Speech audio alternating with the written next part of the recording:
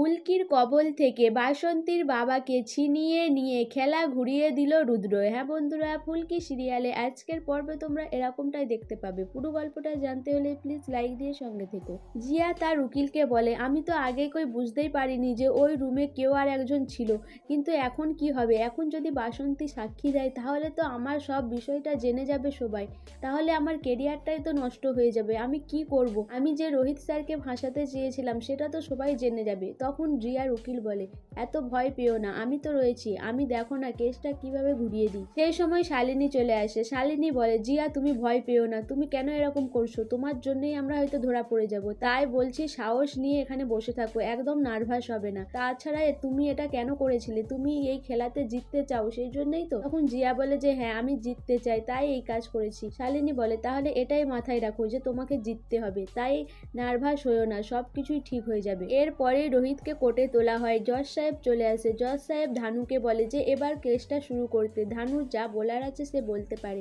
ধানু বলে যে রোহিত রায় চৌধুরী একজন নির্দোষ মানুষ, তাকে ফাঁসানো হয়েছিল, তাই আমি সেটা আজকে প্রমাণ করে দেব, আমার কাছে সাক্ষী রয়েছে।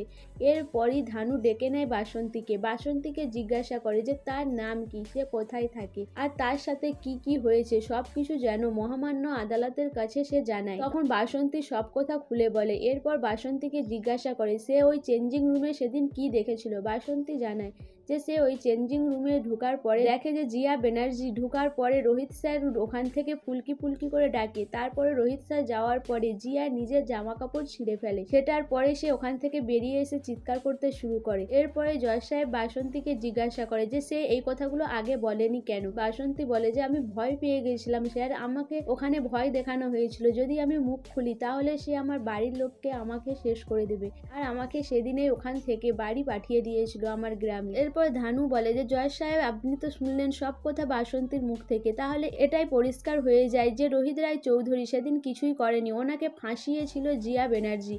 এটা শোনার পরেই জিয়ার উকিল বলে আমার কিছু প্রশ্ন রয়েছে বাসন্তীর কাছে। এরপর বাসন্তীকে প্রশ্ন করে, বলে তুমি একজন খুব গরিব বাড়ি থেকে উঠে এসেছো এই জায়গায়, আমি জানি খুব কষ্ট করেছো, কিন্তু তুমি এই উপর স্তরে আসার জন্য কি কি করেছো আর আমি সেটা বলছি না। এরপর ধানু সেটা নিয়ে প্রতিবাদ জানায়। ধানু বলে আপনি কি বলতে চাইছেন? আমার সাক্ষীকে অপমান করছেন। এরপরে জজ সাহেব বলে যে আপনি কি বলতে চাইছেন, আপনি আপনার পয়েন্টে কথা বলুন। তখন উকিল জানায় যে বাসন্তী একজন গরিব মানুষ, তাকে ভয় দেখানো হয়েছে বারবার, সেই জন্য সে এখানে এসে মিথ্যে সাক্ষী দিচ্ছে। তাকে বারবার বলা হচ্ছে যে কোনো ভয় নেই, কোনো ভয় নেই। তার মানেটা কি? তার মানে এটাই দাঁড়ায় যে বাসন্তীকে চাপ দিয়ে এখানে সাক্ষী দেওয়ানো হচ্ছে যাতে রোহিত রায় চৌধুরীর জামিন হয়ে যায়, কিন্তু আমি তো সেটা হতে দেব না। এরপর ধানু বলে যে এটা কোনো চাপ দেওয়া হচ্ছে না, বাসন্তীর সাথে যেটা হয়েছে সেটাই সে বলছে। তার বাবাকে কিডন্যাপ করেছিল আর সেখান থেকে ফুলকি তাকে উদ্ধার করেছে। এরপরে জিয়ার উকিল বলে যে বাসন্তীর বাবাকে যে কিডন্যাপ করা হয়েছে সেটার প্রমাণ কোথায়? তাছাড়া বাসন্তী কেন এখানে সাক্ষী দিচ্ছে আমি সেটাও প্রমাণ করে দিচ্ছি। এরপরে বাসন্তীকে বলে তোমার কি জিয়ার সাথে একদিন ওখানে হাতাহাতি ঝগড়া হয়েছিল আর সেখানে তোমাকে ফুলকি বাঁচিয়েছিল? তখন বাসন্তী বলতে যাবে, তখন উকিল বলে যে তুমি শুধু হ্যাঁ কি নাতে উত্তর দাও। তখন বাসন্তী বলে যে হ্যাঁ। এরপরে উকিল বলে যে আমি বলেছিলাম না এখানে ফুলকির হয়ে কথা বলতে এসেছে বাসন্তী,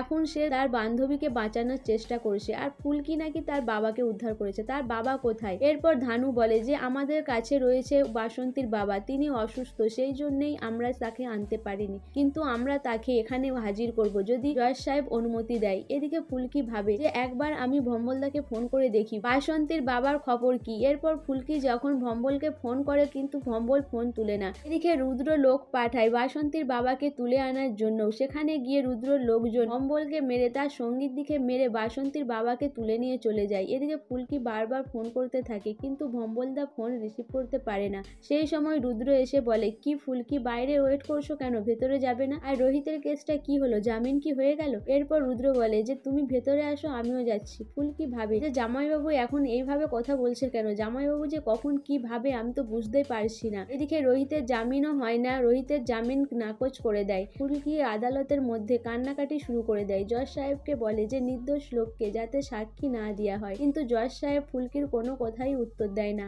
সো বন্ধুরা, ফুলকি কি পারবে রোহিতকে নির্দোষ প্রমাণ করতে? বাসন্তীর বাবাকে যে রুদ্র আবার কিডন্যাপ করে নিয়ে চলে গেল, ফুলকি কি পারবে সেখান থেকে উদ্ধার করে এনে রোহিত রায় চৌধুরীকে নির্দোষ প্রমাণ করতে? তোমাদের কি মতামত অবশ্যই আমাকে কমেন্ট করে জানাবে। আর আমার ভিডিওটা ভালো লাগলে প্লিজ সাবস্ক্রাইব করে দিও আর লাইক কমেন্ট শেয়ার করো।